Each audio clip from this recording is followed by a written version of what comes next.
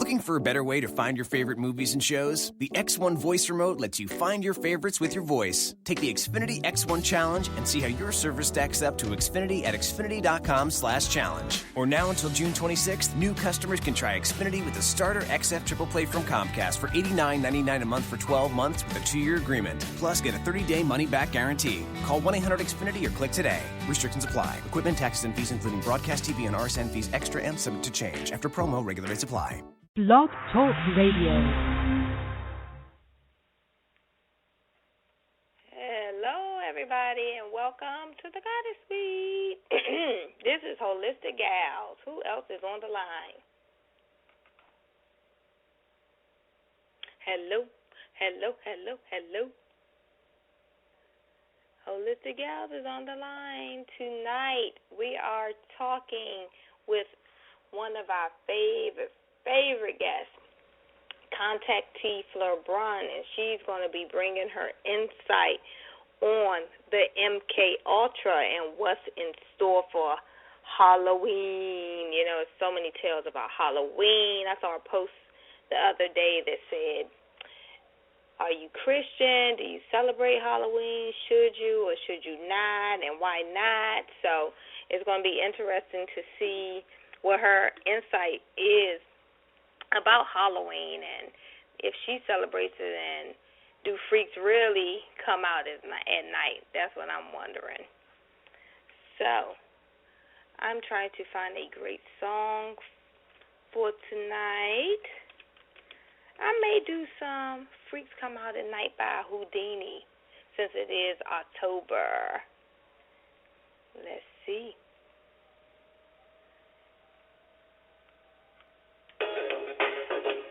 Houdini, Freaks Come Out at Night.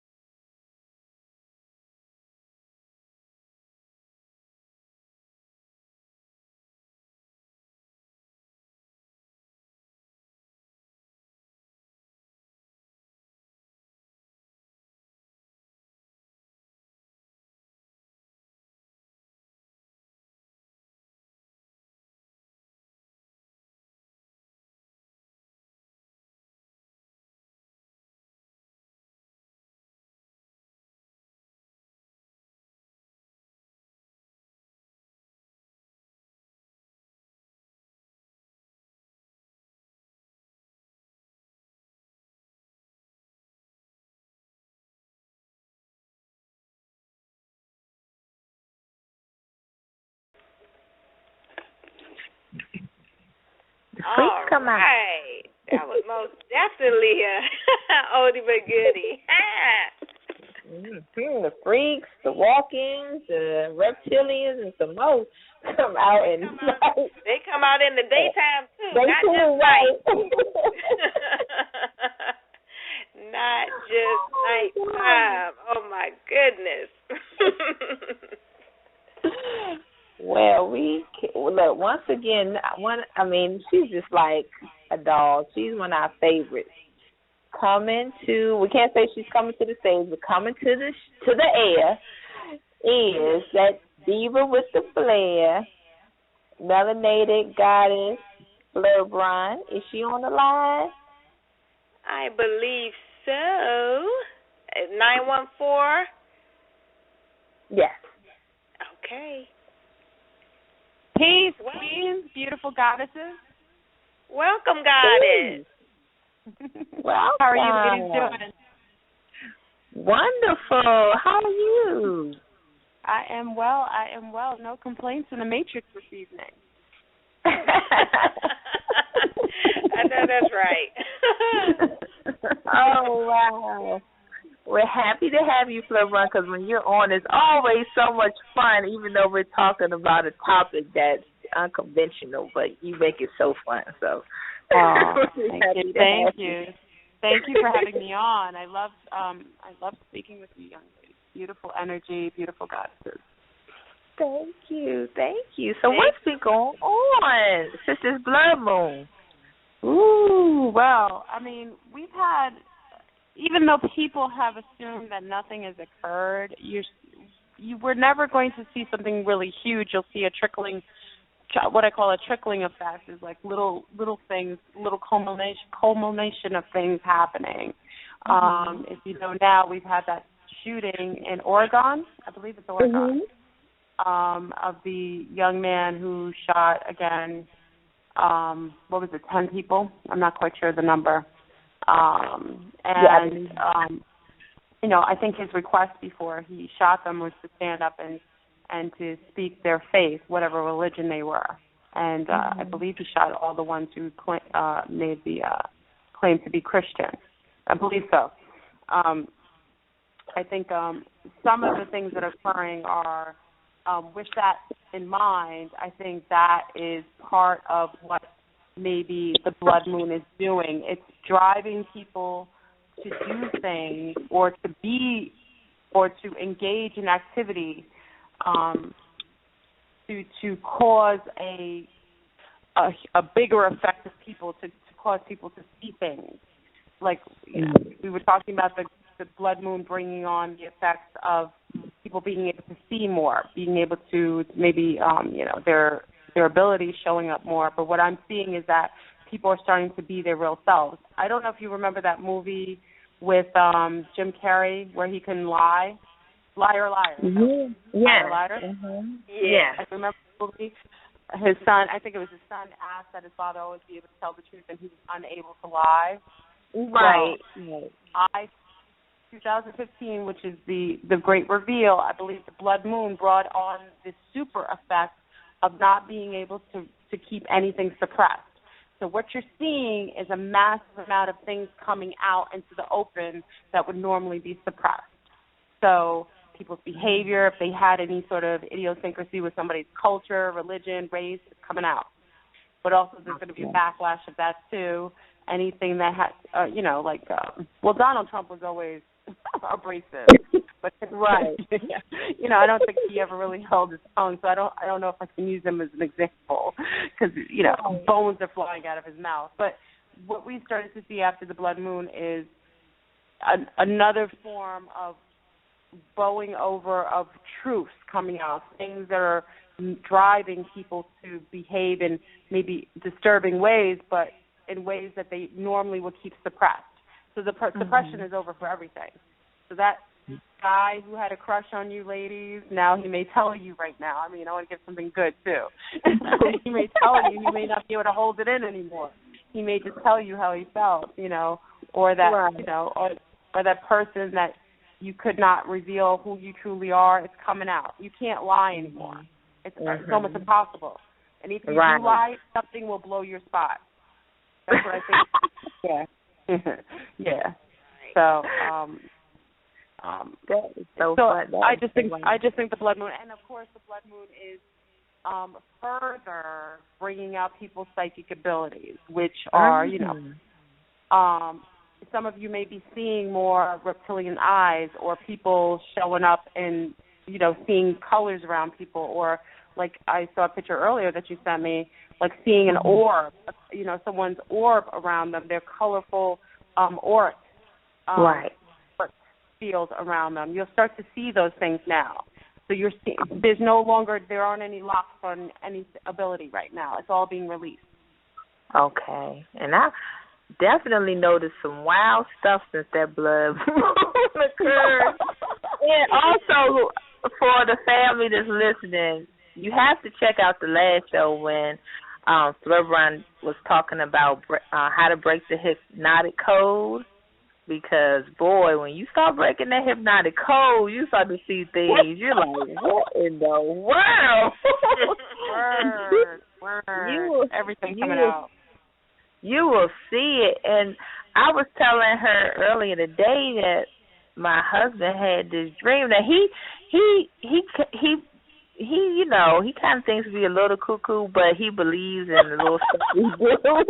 He believes in the stuff we do. He thinks, we're good at it. But he woke up and he was shook, Fleurbrun. Because he's not into the ET thing.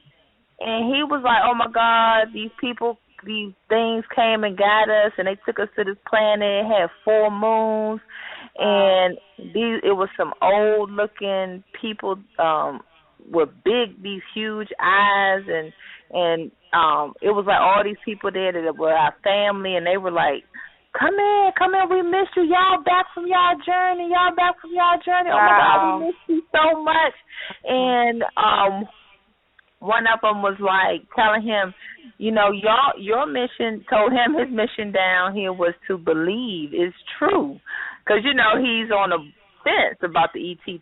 He knows they exist, but, for him to experience this, it was weird. So he was like, they were like, you have to believe.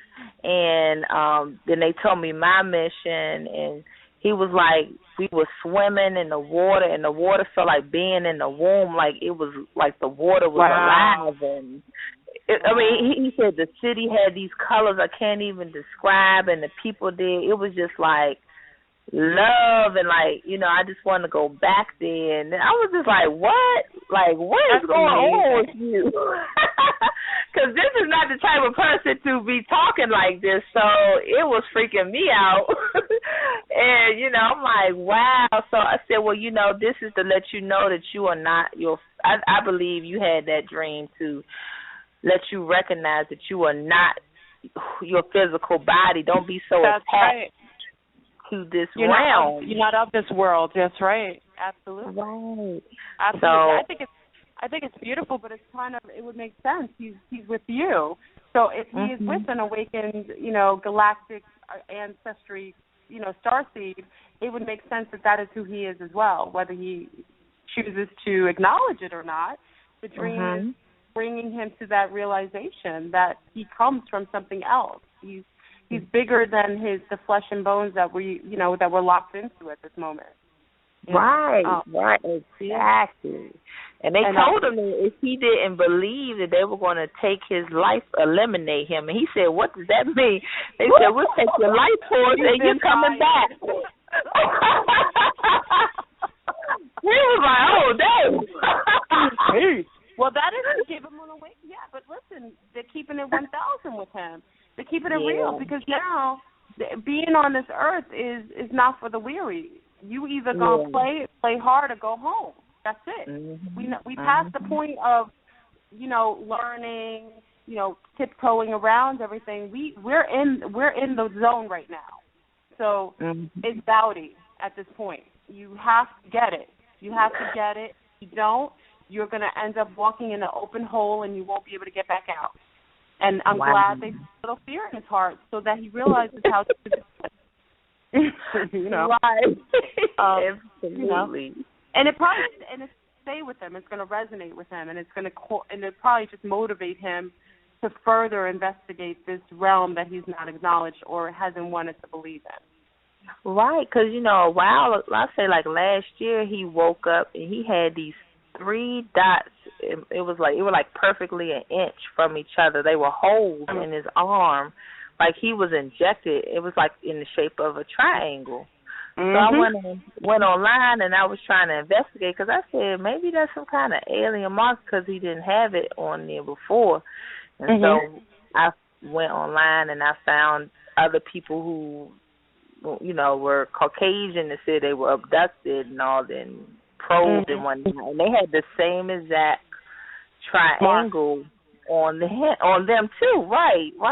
Yeah. So, I mean, it's just like we really got to be open to the possibilities, Yes. I mean, back in the days, you would never have heard people of color speaking in this way. This conversation wouldn't have never happened, not publicly at least. Maybe the 2 of us having a conversation, we'd have to whisper in our own house about these experiences. And if you look now, I mean, look on the internet. I mean, massive amount of melanated people are speaking about the Anunnaki. They're speaking about the ringmakers of Saturn. They're talking about their experiences with the Greys. I mean, it's a beautiful time. It's a beautiful time that we're waking up all together. And I like it. I like it a lot. I love it. It reminds me because Drake has a new song called "It's a Beautiful Time to Be Alive," and every time I hear that song, I'm like, "Wow, is he conscious? Does he know what's going on?" Word. It is. But it really is. Because if you're conscious, this is a time you can do anything. You realize you're not limited. And like we spoke before, I've told people we are out of the home court advantage of the patriarchal system along with white supremacy. You are free. You are free to roam as you want to. And once you acknowledge that you are no longer tethered to an old system that was meant to suppress you, then you can start to reacclimate to whom you truly are, at your higher self. And that's where we're supposed to be right now. So you're seeing people of color eating better, acknowledging new systems of nutrition as opposed to eating the old soul-killing food. Soul food is heart attack food, it's stroke food. We getting past that. I mean, slowly but surely, but I'm starting to see it. I'm starting to see people who normally, are always buying the same old pack of bacon, I don't know, Oscar or whatever. They're starting to buy. I mean, listen, I always say baby steps is fine for me. If they go from regular pork, then they go to turkey, I say that's a progression. Yeah, absolutely. Okay? And then maybe they replace that with something else. Everybody goes at their own pace, but I'm seeing it. And again, I've been on this planet quite a few years. I'm a woman of a certain age, and I see everything coming full circle, and it is a beautiful time for everyone. And we just have to keep in the positive. And I guess we'll get into the MK Ultra because they are really working hard to keep our minds trapped. Oh gosh, still. Before we get into that, I just want to put out there that you are definitely everywhere in the astral realm because after the last show we had, I had a dream of this woman that night, and she was telling me in the dream, clear as day. She said, "Stop sleeping with your cell phone next to your bed." No, and I popped right up in the bed like, what? And that's exactly what I tell everybody to do. That's and I'm glad you remembered it. Yeah. Yeah, it was clear. It was so clear. So I popped up. I'm like, oh, my God, that was damn. Where is she at? Because it was so real. I'm like thinking I'm still in the dream. Yeah. And so I'm like, oh, my God, how does she know I sleep with my cell phone, like, right next to my head? So I don't miss the alarm going off for work, like, every night. Or I'm either on it or listening to some meditation music or something. So I just wanted to acknowledge that, yeah, she's everywhere, even there. I do my best kikiing up in the astral realms. I actually prefer to be up in ether personally, but it's nice when you do see somebody and you speak to them and they remember, because that's part of it's not an ability, it's just what we used to do. So if I couldn't see you face to face, me and you would kiki up in the ether. And I've done that. Oh, I do that a lot. But it's nice that you've joined. You've joined us up in the ether. And the cell phone, you got to be mindful of the cell phone to everybody, because they do put transmissions through low ELF waves at night to mess with your brain and your synapses. So, just be mindful. Unless you have a diode, and if you don't know what a diode is, or organite, protect yourself from the radiation emissions and all the low ELF waves, then you should not be sleeping at all with a cell phone or a television in your bedroom, a cable box in your bedroom. And I know people freak out like, how am I going to? I'm just saying, as a suggestion, because they do mess with you at night, and a lot of the transmissions that they do are while you're sleeping. Oh, wow. Yeah, it is. I mean, we are living in a matrix that is literally set up for you to be a sheeple and to be mind controlled and to be, just walking mindlessly in a system that is generated and propagated by people that have nothing good for you and yours. And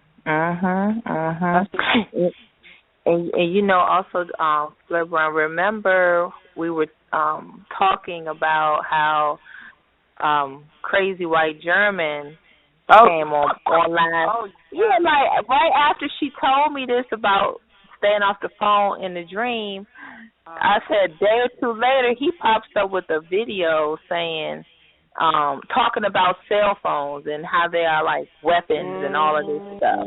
I mean, that was also, because a lot of times these entities whom you think are human are reading your mind and your thoughts. We are walking around with things that are in our heads all the time. And I thought it was very interesting that this entity who was using telekinesis and telepathy to mess with people on that video had stated that right after we spoke. But I already was susceptible to his mind control because I watched that whole video. And then I saw him naked in a bathtub, which nobody else saw. And then I told him that I saw that. And he said, you passed the test. So he was able to get into my mind. And that's a fact. Right. I saw that, and I know people are like, what the hell are they talking about? Okay, there is this guy on YouTube named This Crazy German, and he has a series of videos talking about how the white people are not human, which is true because, humans must have color. The tall white. Right, they're called white aliens. And so he has a series of videos, and he does have a lot of truth in them, right, Fleurbrun? He has a lot of truth. 99% of everything he says is fact. Right. It's like it can be verified. Right, and it sounds like you're almost listening to like some of the great teachers teaching, teachings that he's teaching and stuff. But he's really weird. You got to look at it. He doesn't even look human. But, and just be mindful that he does put some telepathy in your head.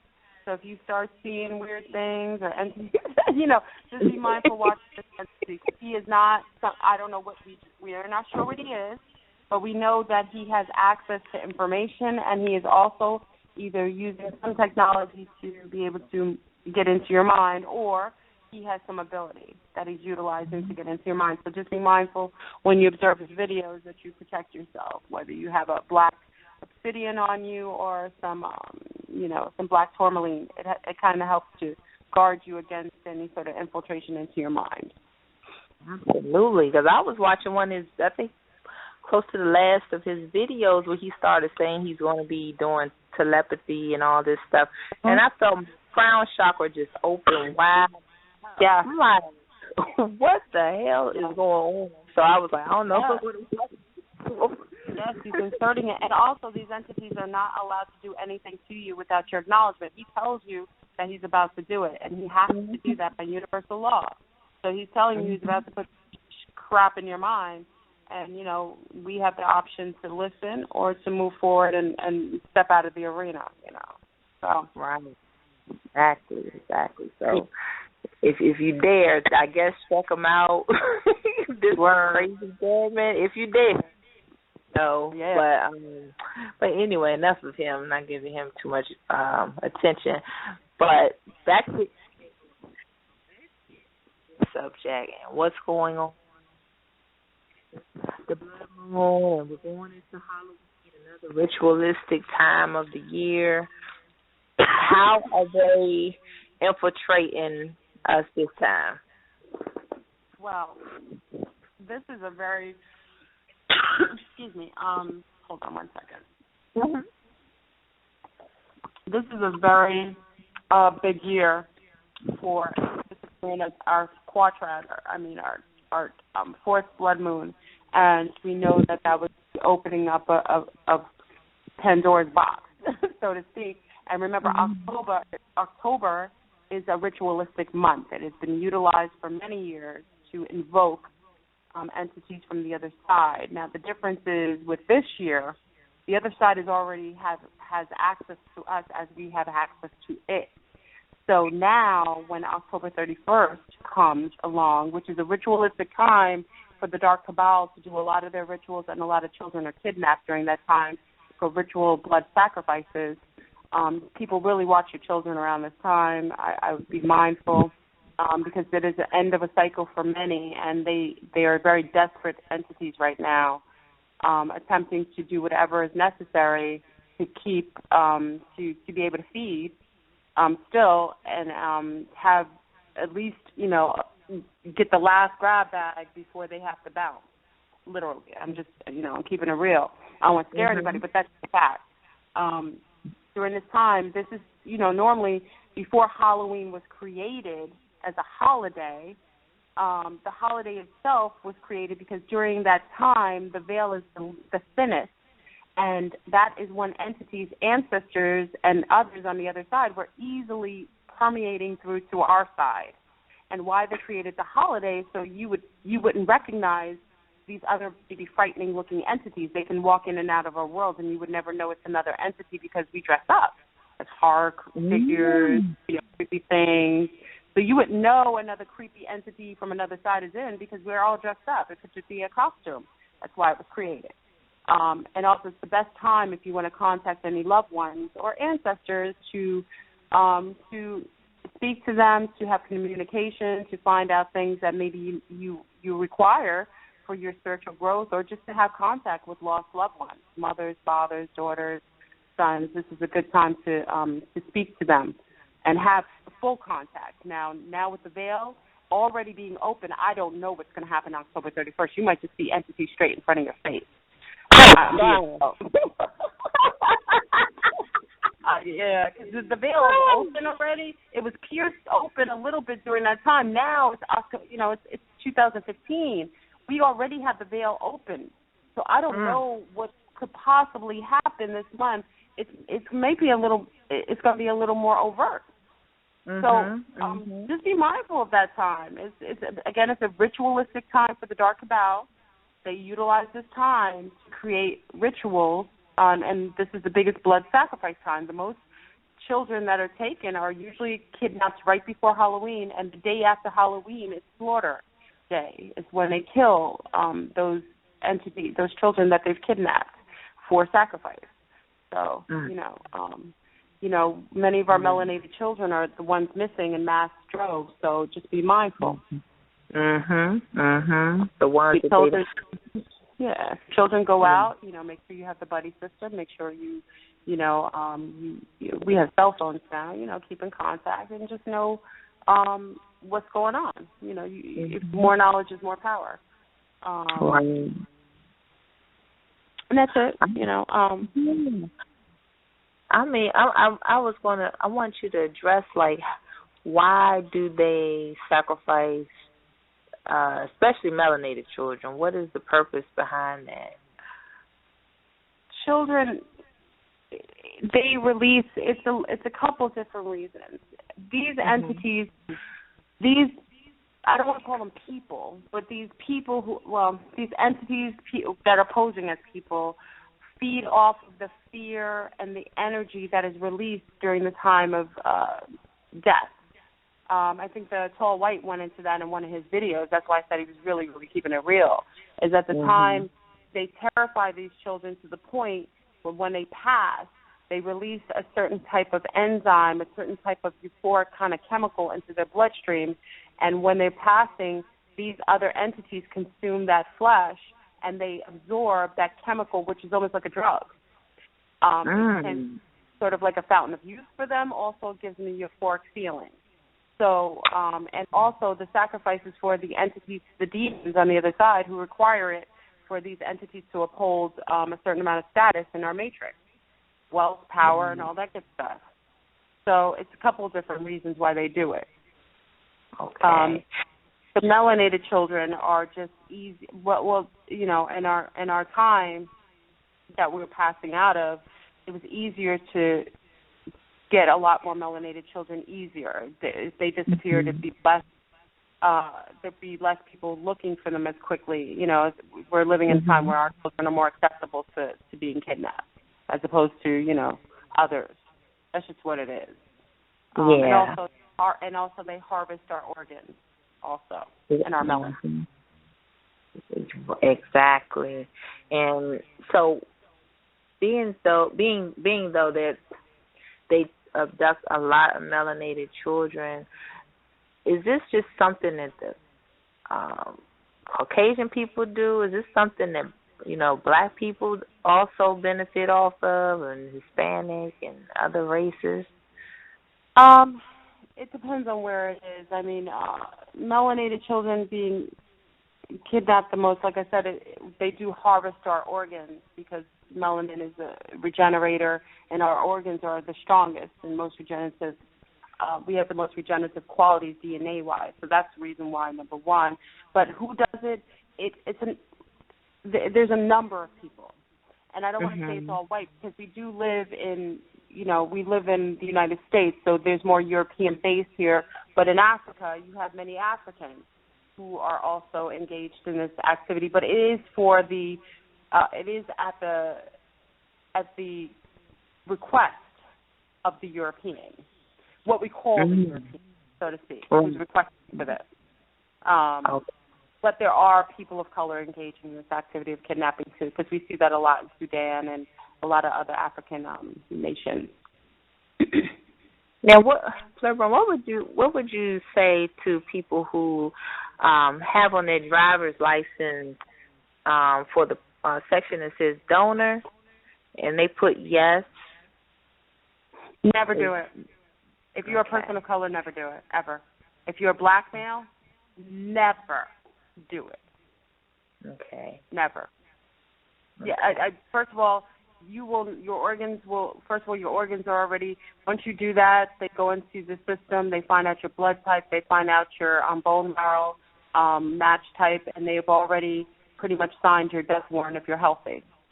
Okay? And when I say healthy, it means you're not smoking, drinking, doing drugs, and you're not engaged in, doing a massive amount of tattoo work either, because they don't like those bodies. That's why they pick the younger males as opposed to the older ones. Okay. Well, yeah, because I was just having that conversation with some people that had yes on, melanated folks had yes on their driver's license. I don't know why, because I know a lot of people who've gone to hospitals requesting who've needed kidneys and so on, who are black people, and they're usually the people who pass away who never get it. The European people are yet generally people who are first on the list to get those organs. So I don't know why they would do it, because it would never go to them and it would never go to their family members. Well, I was going to ask you, did you hear about the Russian business guy that he flew over to the United States to get a liver? I think it was a liver. And he started to turn dark complected from having a liver. It was I heard about a liver. Yeah, a liver from a 38-year-old African-American male. And his friends and family started noticing he was turning dark. He was becoming melanated. Melanin is a regenerator, and that goes to show you how strong your melanin is. Even when the host body has passed away, an organ itself, one piece of an organ from that body will regenerate, and it will start to make itself into what it originally was, recreate itself. You've heard of people having heart transplants when they started to have the memories of the person who they had the heart from, or or eye transplants, starting to see things or recognize people they've never seen before. Wow. It's amazing. It really is. And like you said, it just goes to show you the power in the melanin. Absolutely. But try to discredit it. You really can't. You really can't discredit it. Melanin is more valued on the market than gold. That tells you what that is. And that's right. Why you have to protect it. It is what you have in your melanin. That's why you see all these celebrities that are melanated people on television are starting to lose their melanin. I don't know if they're selling it or they're selling their soul, but they lose it. They lose it. They start to lighten up. Gabrielle Union, Beyonce, Rihanna. I mean, Rihanna and Beyonce, of course, were very fair-skinned, but they weren't as fair as they are to this day. All of them are losing their pigmentation. Yeah, I don't know if they're selling their melanin, or when you start to lose your soul, you start to lose some of that melanin. Wow. So how is it? So it is possible to sell your soul? Absolutely. Wow. When they ask you to sign that blood contract, they're not joking. That is a contract for you to have material things in exchange for your soul at the end. Every contract is different. Everyone is more specific, but they do take your soul, and that soul is. That's why you never judge someone when somebody comes back into a life, a reincarnation, and their life is hell, because you don't know what they contracted to do prior to coming into this life. You don't know who that is. Oh, wow. That makes a lot of sense. So, being so that they sell their souls, what keeps them driven to constantly work, constantly try to make money? Do you think they have any consciousness of the fact that, money is really not real? Like what they're doing is just kind of superficial? Well, to even engage in signing your soul away, you're already displaying that you're narcissistic anyway. You're just very self-absorbed, very non-connective. You probably were limited in the soul, and we don't even know that some of these people have souls to sell.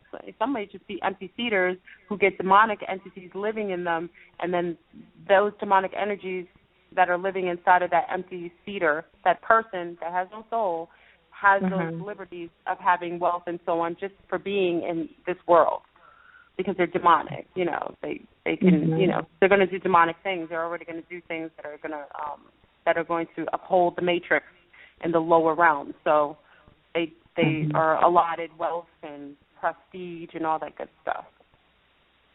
Okay, I'm going to ask you a hypothetical question. If the Federal Reserve was to crash, burn down, something crazy, all the money in the world is just gone, what would happen to these type of people? They've set up for that already. They're already cushed up. They've saved up for when that occurs. When the false fiat, because that paper money means nothing. We just put value on it. It has no true value other than what we are consciously all together agreeing of what the value is. They've already have that set up. They have their cushy home somewhere remote. They have gold, concrete, solid gold nuggets or what have you. They have other forms of, exchange if necessary. And so they're utilizing that if that ends up. Now, some of them may not have that, and if they don't, they're going to just be like normal, everyday Joes, and they will end up probably offing themselves. A lot of times you see the wealthiest people, once they lose everything, they kill themselves because they can't tolerate being average or being, monetarily depreciative. And where does this whole thought process come from of prestige and all of this? I mean, I know that our ancestors had all of this, but I know it was within a certain containment. But now the level that is on and the things that come with being prestigious, it just seems so like nasty almost. Like the things that people are doing just to maintain that type of lifestyle. Well, remember, we're living in a flip mode of the original time frame we used to live in, our ancestors lived in. We're living in a time where being narcissistic, selfish, depraved, negative is rewarded, because we're on the flip side of duality right now.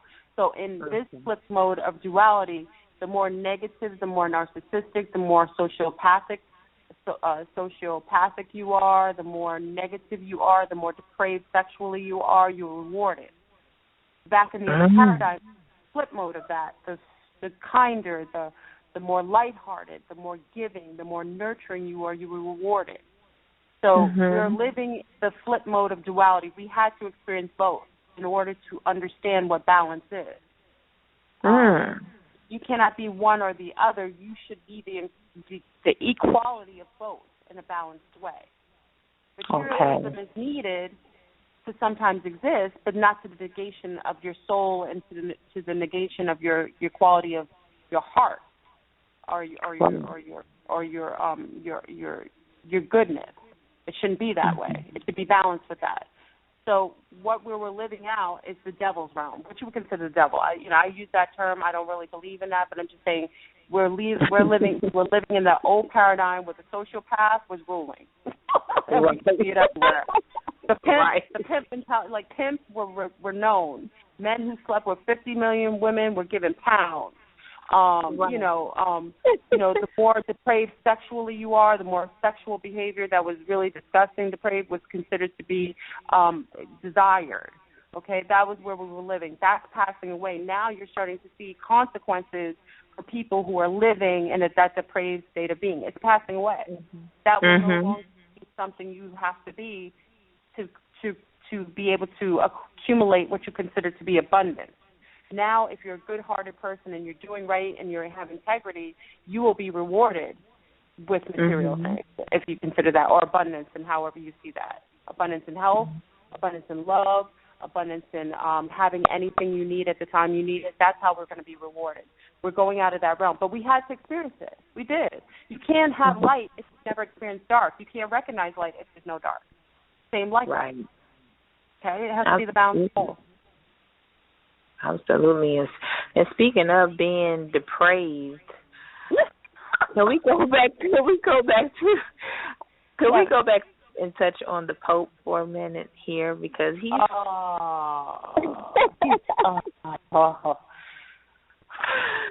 okay. Now, okay. It seems like he's renouncing a few things that have stood firm in the Catholic community. So, I mean, what's going on here? It seems like a little flip mode over there too. He knows he's at the end of a cycle. He has to change right now, and he is being commanded to by others. This is not coming from him. He's being told that you have to make right where you were wrong. You can no longer be under the premise of some false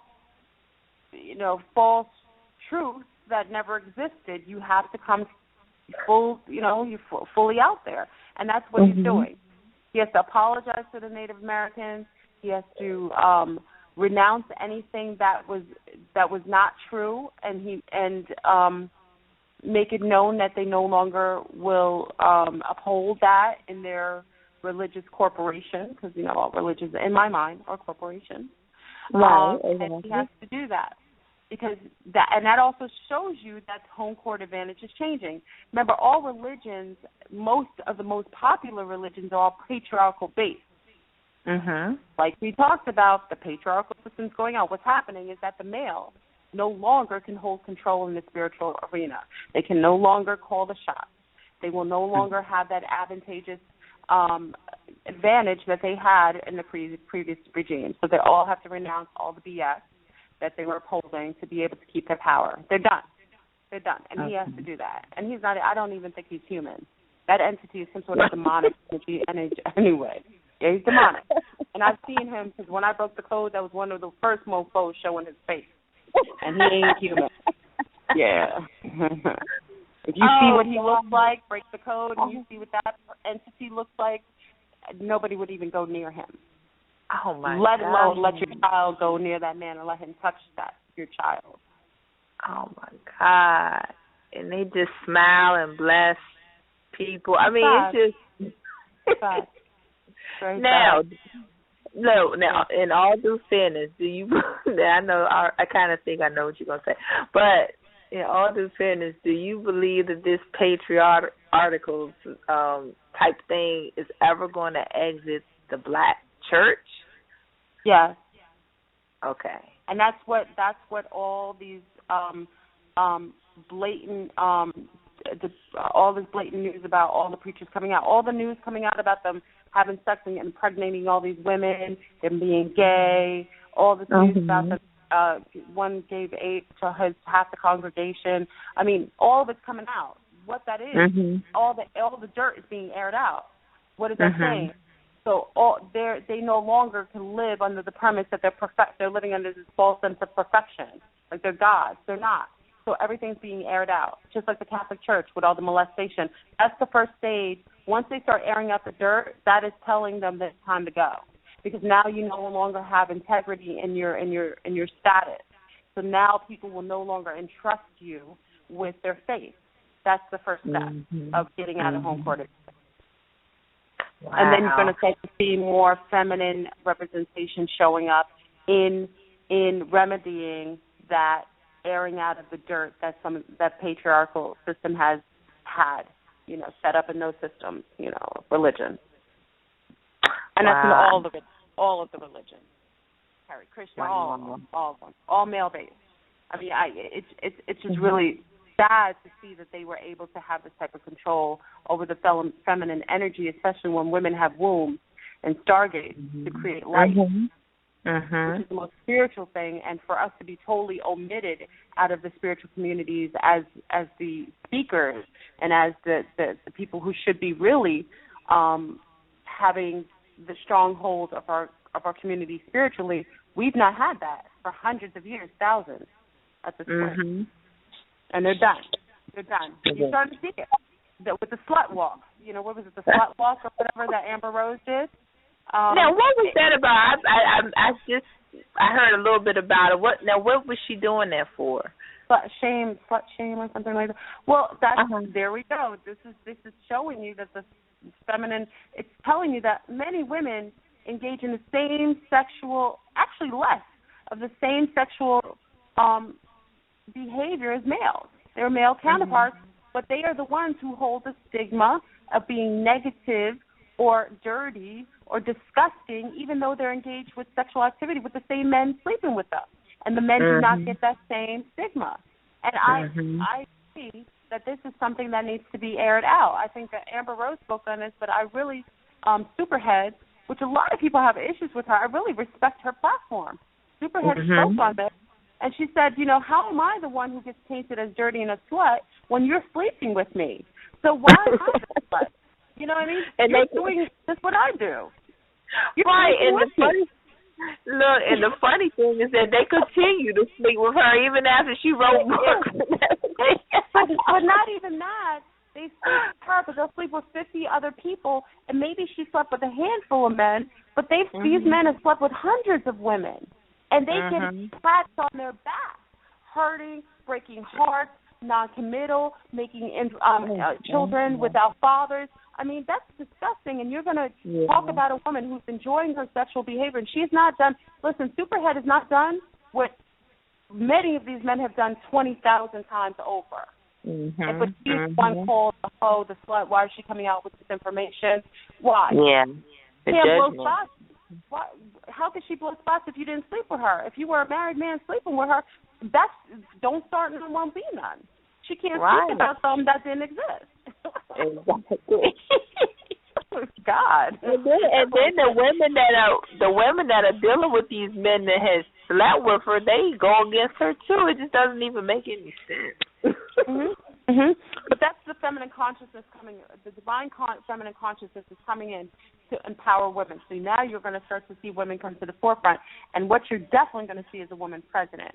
With the coming into with the end of patriarchal system, you will see a female element show up to embrace that new empowerment of feminine energy. Because what will happen is that the universe will support anything feminine that is positive, integrity-based, and it will allow women to uplift themselves easily. Now you're starting to see that, like things like the rape kit, the thing that the woman inserts in her vagina, so if a man tries to rape her, it'll tear her penis off. They've created that. Oh, my God. Oh, wow. Yes. Where is that coming from, ladies? You're telling me they couldn't have created this 20, 30 years ago? They could have. You know why it's coming right now? Because it is leveling the playing field. We will no longer be Where can you buy this at? And girls, let me tell you something else. What is exciting? We will start to see that male birth control come out, so that now males will have to control their behavior, and they will have to take a pill so they don't go around creating seeds that they don't want. They will have to be put in that position. This is all feminine consciousness, divine feminine consciousness coming in waves to protect us and to allow us to raise up without the depreciation or the hovering over of a male who's domineering over us. All negative males who are very aggressive right now will lose function of their penile wand right now, up and down. So erectile dysfunction is on the rise, honey bunny. And you already know I made a video on this. It's bad. And that comes from males being negative and being unhealthy and being detached. If you don't get it together, males, your Mr. Wand will not be able to create any magic for you or for anybody else. And Viagra is already killing them, you know. So. All they're going to do is create a stroke and a heart attack, and they're going to end up not being able to function and walk. So take poison then. Get it together. Be nice to your spouses. Be nice to your wives and your daughters. Start coming together, because if you're not, Mother Nature ain't going to support you, and you're going to be put down like the dirty dogs that you are. I'm sorry. I love you. Right. Hats off. Power to the penis. Power to the penis. I'm sorry. Power to the feminine energy, the crown. Big shout out to Amber Rose, who I'm reading here. She authored a book entitled "How to Be a Bad Bitch." I love the title. Oh, Lord. No, I can't give her all the credit. She did one thing good. I support that. Other than that, I don't know. You know, she's already under mind control, so she can't. She's still in that system of of depreciation in her, the way she thinks too. Yeah, and it seems like still a lot of the feminine, because their energy is being misconstrued, like they're doing, it's like they kind of have the idea, but then they're still kind of plugged in to that system, so they use their body in, negative platforms to... Yeah, like one movie I just saw, which was interesting, and it's so funny because I say that I'm conscious. That's when I say we get conscious in specific ways, but we're not fully always conscious. I saw a movie called The Perfect Guy. Oh, yeah, I saw that. And I had a problem with the movie, and it's so funny because I realized my problem with the movie is because I have some MK Ultra in me. I do. I'm used to always hoping that there's going to be a male rescuer to come and whisk her up and save her and beat up the bad guy and kill him, and they're supposed to run off and be happily ever after married, right? But this didn't happen in the movie, and it pissed me off, and I realized I was wrong. I should have agreed that she was the one at the end of the movie who saved herself. Wow. And Fleurbrun, that is romanticism that we get from the European culture. Yes. Where we think that relationships and all that has to be a certain kind of way, or a certain situation has to be dealt with in a certain kind of way, with especially the masculine energy being that savior, But that was their whole romanticism that they created, romance novels and all that. So when we watching the movie, we always expect a man come in on a white horse. Yes. And then you find out. Yes, Yes, I suffered from it because I didn't realize it until I saw this movie, and I was mad. And the reason I was mad is because I have a level of, obviously, conditioning that is still present. Because I was mad that Morris, I don't want to give too much more, he was, whatever happened, and she had to save herself. I was mad at that. And I was mad at the fact that the white man empowered this black woman to be able to protect herself, which is a gift he gave her. Because what he took from her when he enslaved her, he gave her back her power when he freed her to protect herself, to save herself.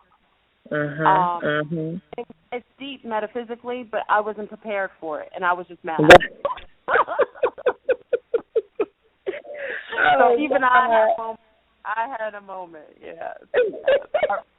I realized it after the fact, but you see how deep that conditioning is? I could say I'm awake all day, but I still was conditioned under the same conditions of everybody else. That princess mentality, that damsel in distress, wanting to be rescued by the prince, all the good stuff. But at the end of the day, ladies, we have everything we need. Remember before the males were even created, because we, the original zygotes, did not need males. We were actually... we used to be able to create children through the process of parthenogenesis, where we could create babies ourselves without a male counterpart. Then we were genetically modified, and then a male was created. So we were original females. So females themselves are able to do everything naturally. Naturally. But because the male's jealousy over our natural ability to be everything, they've depreciated us over thousands of years. Mentally. Yeah. Remember, we're the only thing on Earth that bleeds and don't die. Yeah, exactly. That's true. That is actually true. The menses is created from traumatic experiences. Yeah. And eating flesh. Consuming a lot of flesh. Wow.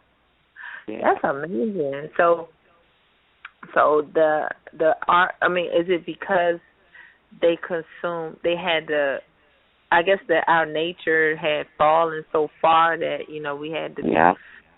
Okay. We had to kind of go back to that. Wow. We just appreciate. We're not the divine, feminine beings we were back then. We the battered remnants of all these that told us we're less than, that told us we only can survive if we have them around. And don't get me wrong, ladies. I think men are so needed. I love them. I appreciate their energy. I do. I overstand their value. I do. So I'm never going to be one to say that I don't need a man. I don't need him, but I want him. I want him. There's a difference. It's a big difference. Yeah, I don't need them. I could throw the garbage out myself. Yes, I can. I could do things myself. I don't want to. I didn't say I wanted to. I'm joking. Yeah. Let them get the trash. But they're beautiful, and I get what they are. They are the opposite ends of us, and we learn a lot from them too, as they from us. Exactly, and it's cute that they don't really realize who's really in charge, but you let them. Oh, we know who's in charge every time. They know if they don't want hell in the house, they'll have to follow her lead. Yeah, but I really feel for our males, our melanated males. I really do, and I realize what they're doing to those entities and especially in our minds as females, how they depreciate them publicly. And we were talking. I was going to say about the MK Ultra. I mean, there's not one show I watch where I'm seeing positive males. We were talking about, that show Empire. And I called my girlfriend because, everybody was saying, watch it, and I taped it. I didn't get a chance to watch. I watched last season. I take notes. I do the metaphysics thing. I do the breakdown. But it was so interesting of who, I think the producer of the show is a gay male. He's also the director of the show. He's a gay male. And to show every level of hatred towards black women shown by each male. You've got the young black male who's hostile, who only dates older black women but hates his mother. Then you got the good-looking, supposedly good-looking, singing, talented one who hates black. Well, he doesn't hate black women. He just doesn't like them because he dates only men. And then you've got the typical corporate, flip, what they would call coonery, with this gentleman, and he's only dating a white woman. And then you have the black father who's the head of this whole empire, who threw his children's mother under the bus and allowed her to do time in jail and didn't even go to see her.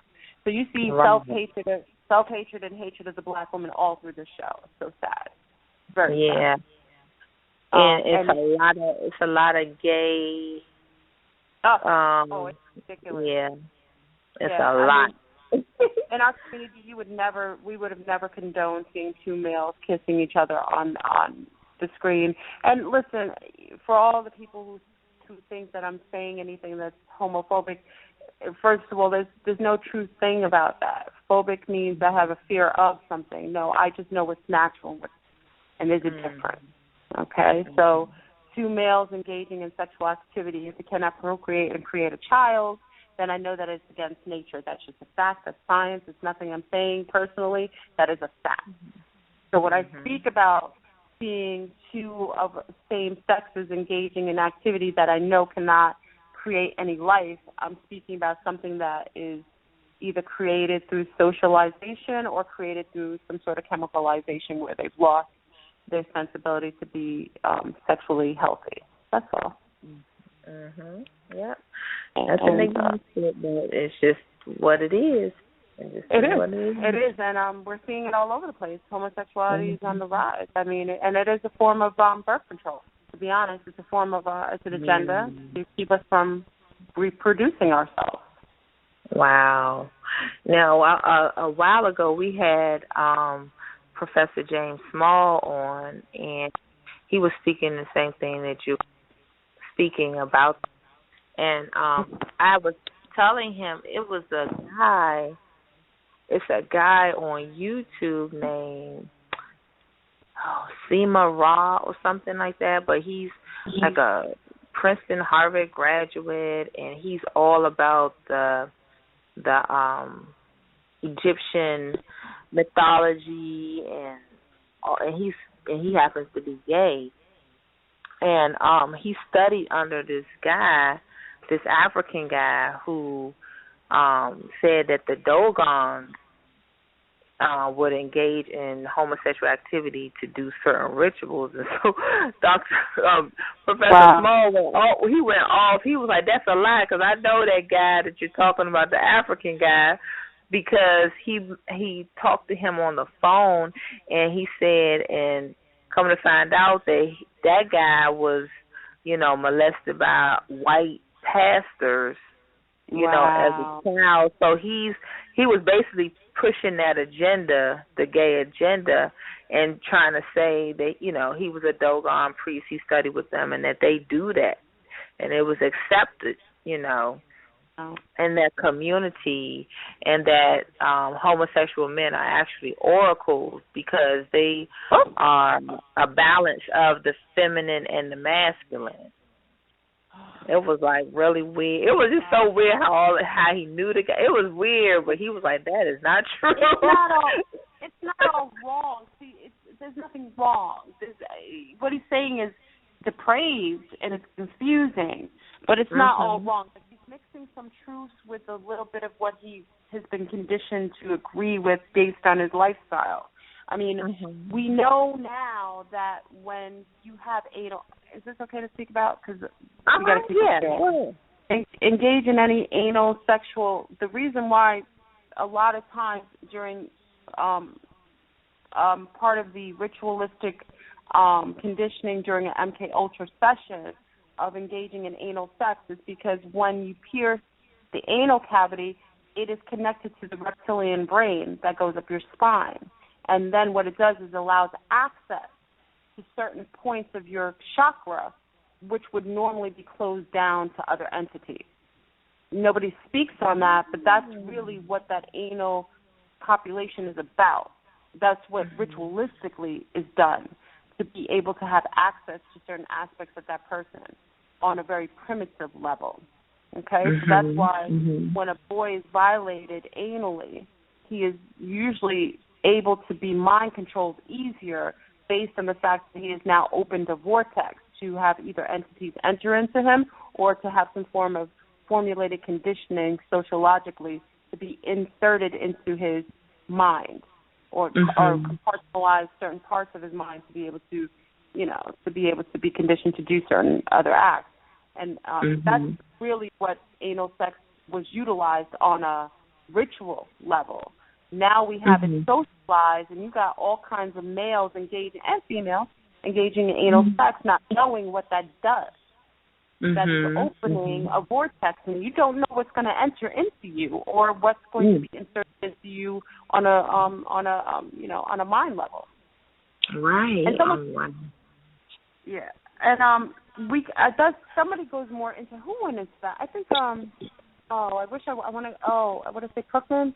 I don't know. I think it was Crookman, Dr. Jewel Crookman. I think it was her, or it was another master teacher who went into this.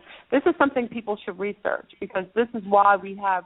It's not even that. It's epidemic what's going on homosexual wise, but it is something more depraved than you could ever imagine. You've got people engaged in a sexual activity that leaves them open spiritually to demonic things. Okay? Absolutely. Yeah.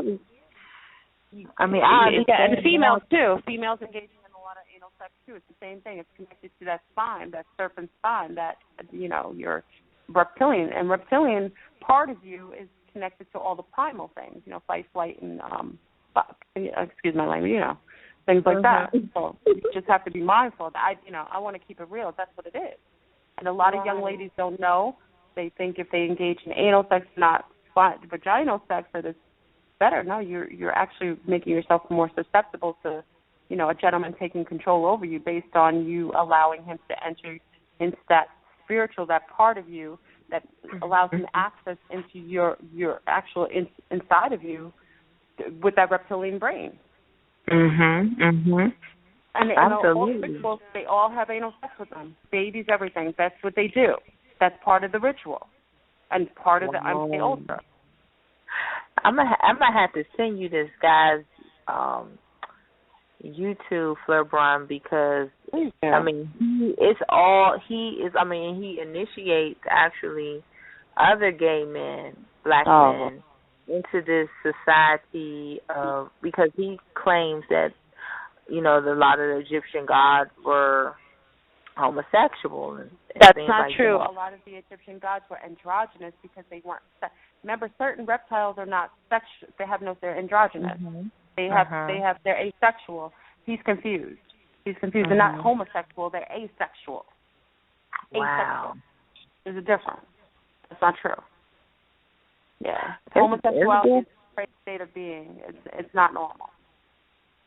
And I said, it's good we have these old school teachers, because when Professor Small was telling us about that this is not right, at that point in my spirituality, I was like, oh, kumbaya, everybody's good. And then as you go and you're drinking, oh my God, this is like really scientifically not correct, what's going on. Yeah, and I don't want to, like I said, it's not a personal thing. I have, obviously, I kiki with everybody. White, brown, green, homosexual. Listen, what you choose is your choice, but what we're talking about is like what is fact and what's not. And that is just what it is. It's not a healthy disposition. And I'm not saying anybody who has a love that they've married and they're homosexual and they're gay and they're bad people. No, I'm not. We're not talking about that. Everybody has bad and good in them. You have homosexuals that are wonderful people, loving people, giving people. That has nothing to do with it. But we know that it is advantageous to create socially more homosexuals, because it means that the birth rates will drop and you'll have less of a specific race of people than you would have had normally if we were engaged in heterosexual healthy sex. Okay? That's an agenda. we procreate and we create babies a lot quicker than everybody else because we have melanin. We can populate a planet quicker than any other race on this surface of the planet. Right. And it seems like a lot of, more so lately, that a lot of black women have been losing their fertility power. What is that about? Is that part of the programming too? That's that. Well, some of that is coming from them spiritually being so beaten up.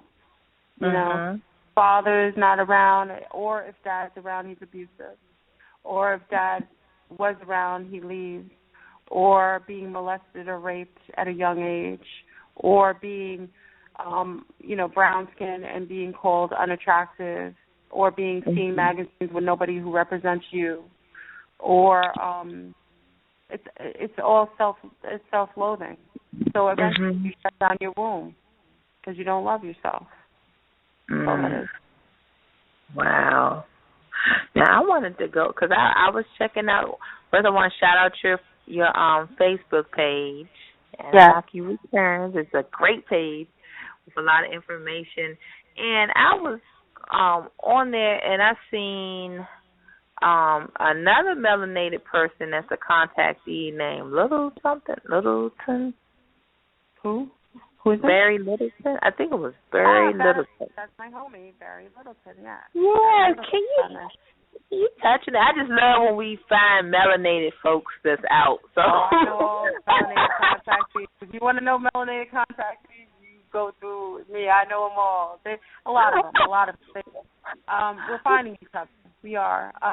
Barry Littleton is a unique individual who has a lot of information. He's had contacts. He's actually kikis with a lot of the other non-melanated, more so a lot of the non-melanated abductees and contactees. He has access to those people. He's more of the physics type of, he goes more into the technology aspect of things. He had a car accident. I believe him to be a walk-in, a positive walk-in that came in. I think his original soul may have passed away and another entity entered. It's my opinion. He doesn't say this. I'm saying this. And when that entity came in with a grand amount of knowledge about all this alien technology. He's wonderful, great resource. He teaches me things. He blows my mind all the time. If anybody wants to look at his page, please listen to this man.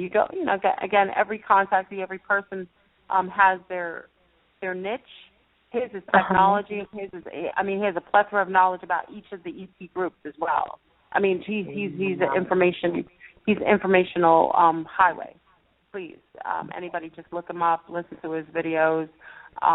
He's great. He's a friend of mine, and I'm glad to say he is. He's a good man. And you know what? I was listening to the non-melanated shows he was on. I just don't think they do him justice. It was they don't. A doctor, some lady doctor that was on he was on. I just really didn't like the way she interviewed him. And then the other guy, he was like, "Yeah, I heard you were very articulate and this and that." Because I was telling my sister, I'm like, "Well, what? Why would he say he heard you were articulate? Why wouldn't he be articulate? It's just like little things." He's going to come across the same things we deal with in our daily lives when you're dealing with a standard day matrix mind controlled European who's probably GMO'd up. So, being in that arena, he handles himself so eloquently because I'm not sure that I could. And that's why I say, but he does kiki with a lot of people who have, remember, a lot of these Europeans have more information than us because it wasn't allowed to us. And he parlays in those parties. That's why he gets all this information. And remember, all this information is about our ET family that these have covenant and have kept to themselves. Carrie has to be one of them. And all I'll say with Carrie, she did some dirty things. She didn't allow knowledge to us, and she's taking the consequences for it. That's all I'm saying. And also, I when listening to these interviews, it's kind of like they negate the melanin factor of all of this. It's kind of like They have it's kind of like control. That's mind control. They're under mind control. They got a shutdown bar with us. They're not allowed to ever acknowledge that or say it out loud. Oh, okay. Now I understand. Because I'm just like, he's really dropping some stuff, and it's like they either act like they didn't hear it or they're just talking about other things. It's just, I was like, wow, they're really not doing this man any justice with these interviews. No. And another thing with a lot of the Europeans that when I experienced the most racism, because I'm bowdy with everybody, was when I went to the EC community. The EC community is probably the most prejudiced, most deprived and really racist communities there are. Above all. Yeah, I believe it. So read some of the comments. I delete most of them, but some of the comments I get on my videos are just heinous. I mean, they don't even have any credence to any of the conversation I'm having on the videos. Nothing. And they don't want to. No, because they felt that this information is theirs. They feel like we're stepping into their arena, and it's a lie. It is our information that previously, and it is information that we should have access to as well. Like I said, we share it. I don't want to take it from us. Just share it. Yeah, maybe they feel like that's the only thing that is truly. I mean, because who the hell are they in contact with? I'm looking. I was watching. What is her name? Dolores Cannon. I was watching some of her stuff, and just a few people who are supposedly top notch in that community, and it just seems like they are in some deep communication with these beings. But who are these beings? I mean, are they being duped, or are they really in contact? Well, Dolores Cannon's a different thing. She does hypnosis, so she's talking to actual people who are actually incarnated and going deep into the session. So she's actually getting knowledge from the original source. So her information is pretty savvy, incredible. Out of all of them, everybody else, if they're channeling, I think they are channeling entities that are absolutely resonating with them. Remember, when you channel, you're on the frequency of whatever you are. So whatever frequency, if you're low frequency in your channeling, you will channel whatever frequency is resonating at that level.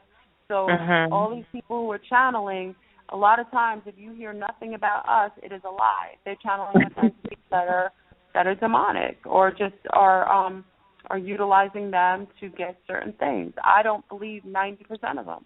And again, if you don't have melanin, you are not connected to source. You are not connected to any of the Akashic records. Now, again, I've said this before, not every white person does not have melanin. That's not true. They have to have a certain amount of melanin in them to be able to survive at all on the surface of the planet. So to a certain degree, all people on the planet have melanin, to a certain degree, lesser or more.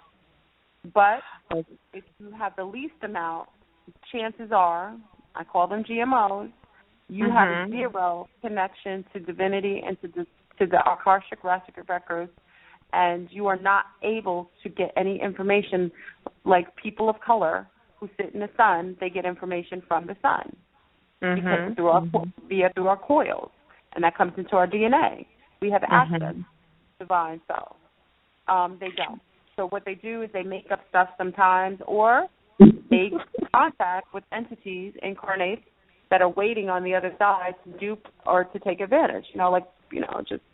Just entities that are waiting to get a host to give them information so that they can get what they want. Oh, okay. Because, I was wondering if someone that's melanated goes to someone for, like, somebody white for, like, a Akashic reading. What in the world what do you think would transpire there? Well, like I said, those entities, now again, not all white people are MTC, not all of them. Again, there are white people walking around with melanin. And there's white people that have some connection, and there's some black people who don't. I'm just saying, on the majority level, the majority of people who seemingly have a lack of melanin in totality are not connected to source, and they are not able to give you a reading that is productive. Now, maybe if they're positive people, they might be able to pull from positive deities that are maybe giving them the information. I don't doubt that. Mhm. But Mhm. maybe not. You know, you should never get a reading from someone you don't know their family or so on. Just like I wouldn't go to a hairdresser whose hair is messy. You got to be mindful who's reading. Okay? Don't let people into your mind or into your spiritual auric field that you have no idea about. So true, so true. Mhm. Because if I know when go ahead. And if you go to someone, always know you can get most of your information for yourself through yourself. Your intuition is much better than anything outside. That's what I'm talking about, Fleurbrun, because I love when people come on that give that information to our listeners to let them know you have this ability inside of you. You know, you don't have to depend on running back and forth to a reader when it's in you already. You already know the truth. You already know the truth. A lot of us don't want to hear it, and we don't want to believe it. If we want something and it's going against what we want, so we want to get an outside source to tell us what we want to hear. That's not true. You know, just like if your boyfriend, I remember this back in the days, my first boyfriend who cheated on me, I could feel it in the pit of my stomach when he did it. I could feel it. I remember that feeling. And I thought to myself, he's doing something. How do I know? Because I felt it. And then I confirmed it. And every time I had something good or bad, I confirmed it and knew it. I dreamt it, and I knew it. You can get all the information. All you got to do is ask yourself, and you'll get the truth. I've asked questions and had a newspaper show it, like a article just show up with the answer right there in front of me, just pop up in front. Ask yourself. Don't go to third parties because they're biased. You don't know who those entities are. They could be smoking crack right before you came and gave you a reading. You don't know them. Word. Leave these people alone. Don't pay. And also, anybody who's using their spirituality to get fiat or money, which is considered a demonic form of exchange, I would question their integrity. And it's plenty of people. I mean, especially I noticed like in the Caucasian arena that charge like up to $1,000 just for like 30-minute reading. That's extortion. Hey, listen, I remember I went to Edgar Cayce Institute in Virginia Beach, which I loved. I think in my past life I was there, so I have some affinity for that place. It's beautiful, beautiful. And I went there, and it was costly. It was like $500, $600 for something. It was like a little, we were listening about spirituality and connectedness and so on. I enjoyed it. I wanted to go. But I remember I paid $10 or $20 to go see Dr. Blair, Brother Polite. It was up in Harlem, in the Harlem Street. And I heard more knowledge kicked off for $20 than I got for $600.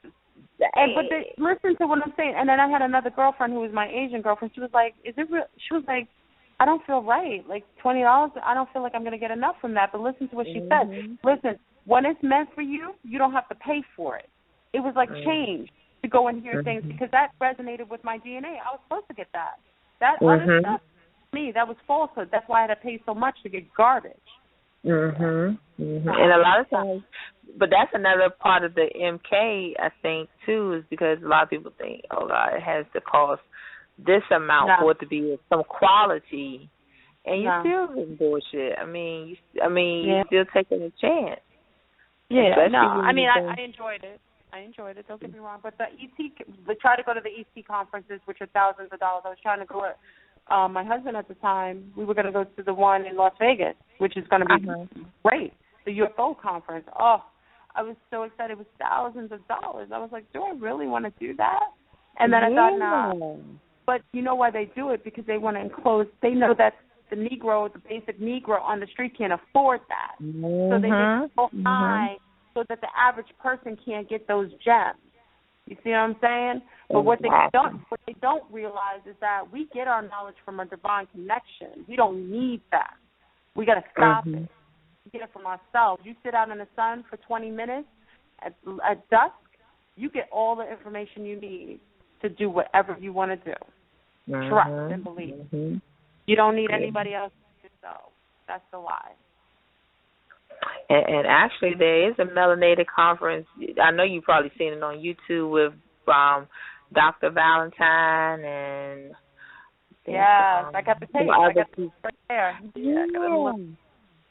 Now, do you know anything about? Okay, I know you know the part when Dr. Valentine was talking about the people that lived. Oh God, they had all these paintings and stuff, and it was some sort of time capsule underneath the earth in a certain part of I want to say New Mexico. What were they called? Wing makers. It was a segment, and he was talking about wing makers, wing something, but it was some kind of project or something that they found that these people from the future, from thousands of years in the future, basically made a time capsule, and they found all this philosophy and artwork and stuff like that. I cannot think of the name of it, but it was in the conference. It was in the conference you talked about it. Yeah, he was talking about it because I researched it, and I was like really kind of fascinated by what he was saying about. I mean, because the artwork looked very unique, the paintings and stuff that they showed, and then it was like poetry and all this stuff was supposed to be from the future. Yeah, go back and look at it. Yeah, it was on that. Yeah, it was on that UFO conference. Yeah, so maybe we could discuss it the next time. Yeah, I'll watch that segment with him. I don't remember, but that sounds about right because we always think that they leave us little things and trinkets and stuff to stimulate our DNA. Because every time you get something from or see a UFO, it enhances your vibration. It raises it, and then you get another secret codon opens in you, like your DNA opens, like a code opens, and like information just flows out of you. Like all of a sudden you know something that you didn't previously based on your vibration raising. So it makes sense that maybe they do things, leave us things, clues of who we're going to be, of what we are, and that's cool. I love it. Our descendants, the people that are descendants of us in the future. Cool. Right. Yeah, can you explain like how they say we are, like the aliens are us in the future? Yeah, well, we are their ancestors because, remember, we talk about time not existing. So what is hard for people to conceive is that yesterday, today, and tomorrow all are side by side. They're linear. Not one exists above or beyond or behind the other. It's all existing. So me and you having this conversation, we're talking now, but in the future we're talking now, and yesterday we talked now. So everything is coexisting. That's why you think you have ESP sometimes when you know something happens tomorrow, but it's not that. It's you're feeling, you're experiencing tomorrow at this moment. That's all it is. You're feeling it permeating through, bleeding through on this present moment, but it's already existed. So those entities in the future are up on a higher level. So when we evolve into whatever we become, they're up. So sometimes when you see a craft, we were talking about this. My homeboy Corey, big up to Corey, Mr. Corey, he gives me a lot of gems too. Another, he's a very special being, but he saw a craft on the blood moon night. Yeah, we were on the phone. He saw a craft on the night of the blood moon. He's waiting to see the blood moon. He couldn't see it. He sees a craft, a green one, shine and change in colors, and then another car stops next to him. I hear the people saying, "Oh my God, do you see that?" And they pulled over, and we were saying, I said to him, that could very well be you on that craft, looking at you. Wow. And that's what could be happening a lot of times. You're seeing yourself as you were previous to your evolution. That's cool. Or your children. You know, your children's children looking at their great ancestor, which is you. Looking at you like, that's Grandma, that's the one who started all this. Why? Oh, my God. Awesome. That's awesome. So interesting. Wow. And I know it's something, I think I had talked to you about this, too, like one night me and my mother were coming in the house, I happened to look up. I seen this star, but it was changing colors and it was getting big and it was getting small. And what was that you said it could be? Because then I called my husband outside too, and I was like, look, because at first he said, oh, nah, that's just the star. It ain't doing nothing. And I was like, oh, look. And he was like, oh, shit, yeah, it is going star. He was like, what the hell is that? It could be now, Barry Littleton schooled me on this. Like, he had a real one-on-one with me on this, and it kind of blew my mind. He was saying we have a ship, which is our macabre. It's our own ship of our being, our soul being, but in a form of a ship. So he's saying a lot of times when we are taken up, we're taken to our own ship. We're not taken to some abstract others. We're taken to our own macabre, representation of a ship, whatever that is. And I thought that was interesting. He goes better into that. I'm not verbally giving that justice, but I mean, he really, he blew my consciousness open because I couldn't conceive of that. Like our own energy field creating a ship that's ours, but it's created of our own energy above us. And I think a lot of times you're seeing your own ship. Wow, and that's amazing. That's why you're seeing it. Not everybody sees the ship, but you. Sometimes you get mass sightings, but usually it's just you or one or two of you. That means you're more personally involved in that. Like your DNA resonates with that ship. That's why you're able to see it. Because sometimes you could look up and say, "Do you see that?" And somebody else will be like, "I don't know what she's looking at." Because it resonates with your DNA, not theirs. Wow. And I said, the more and more we have you on the show, I'll be having these UFO things going on. I was like, everybody says that. Yeah, well, it's not me. It's you. It's because once you meet a other who's alike, it exasperates your receptivity to who you really are and your experiences. So it's not me. It's us connecting as you're a mirror of me and I'm a mirror of you. So whatever experiences I'm experiencing, I'm bouncing it back to you, and you're going to experience those same or a higher forms of your own, ET. I already know you're most likely a contactee by your experiences. I mean, you don't have to tell me, and your husband. So I already, from the things that you've spoken, but what's funny is that most contactees contact other contactees. I don't know what that's about. Like, we find each other. We don't know why that happens. Like, we find each other. We find something. It's almost like we're attracted to each other based on we know each other. It's bugs. Yeah. I don't know what that's about. Clearly, yes. Clearly. It's like a magnet. Like, it is. May have thought you liked my topics, but maybe it was because you knew me on the other, you know what I mean? Maybe you knew me on the ship, and you don't know that you do, but you met me before, so you feel the connection. So you think, I like her show and so on, but really it's because you knew me. Right. You're on the mothership. Right, because I'm like, when I first see your video, I'm like, I called my sister. I was like, I got to get her on our show. Because it kind of felt kindred, like, just watching you. So, and then as we got to know each other, I'm like, that seems like we know her already, Yeah, so there you go. Like, very familiar. It's weird, but like, so it's cool at the same time. Very familiar. There's not many souls on the planet. That's another thing. There's not many souls on the planet, and the few of us that are contactees are so closely linked. We've been on the same ship. So it would make sense, being that there's not as much of a population on the planet that actually has a soul, but are souls that have had contact, that we would know each other on sight, but just not know consciously. Just not know consciously. But we would know each other on sight, because every contactee I talk to, their voice resonates with me. And I'm like, how do I know their voice? It's because I heard it several times before. Makes sense. A lot of contactees played as children together. That's another thing you'll hear a lot of times. You'll hear that. a lot of contactees who marry another contactee have met their orbs before. Like a child will say,